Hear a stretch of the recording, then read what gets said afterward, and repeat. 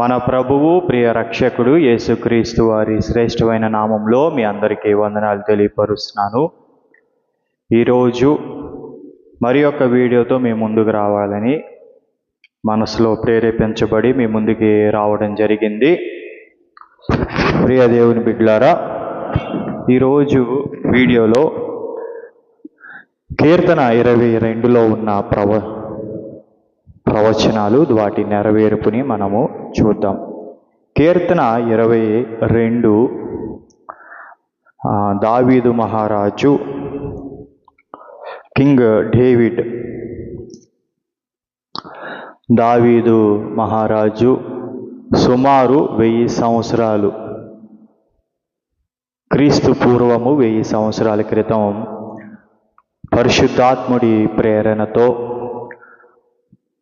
ఆయన ప్రవచించడం జరిగిందండి. దాని నెరవేర్పు చూద్దాం. అసలు ఈ కీర్తన దేని గురించి ఉంటుంది అని అంటే, ఇది యేసుక్రీస్తు వారి శిలువ గురించి ఉంటుంది.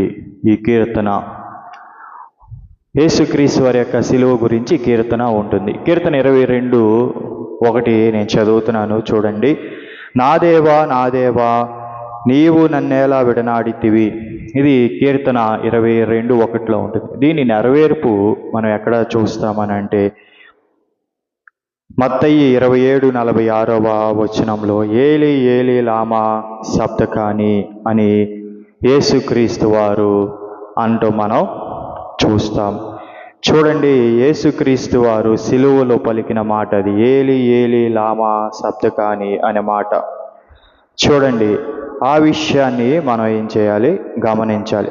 అలాగే కీర్తన 22:27 మనం చూస్తే, నన్ను చూచేవారంతా పెదవులు విరిచి తల ఆడిస్తూ నన్ను అపహసిస్తున్నారు. ఇది కీర్తన 22:7 మనం చూడవచ్చు ఈ మాట.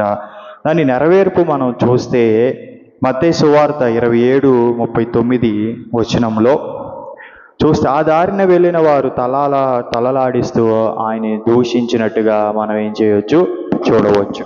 కాబట్టి ప్రవచనంలో ఏమని రాస్తుంది, ఆయనని అవహేళన చేస్తున్నారు దారిన వెళ్ళిన వారు. అది సిలువలో అది నెరవేర్పు జరిగింది. యేసుక్రీస్తు వారిని సిలువ వేసినప్పుడు అటుగా వెళ్తున్న వాళ్ళు తలలాడిస్తా ఆయన ఏం చేస్తున్నారు, దూషిస్తున్నారు.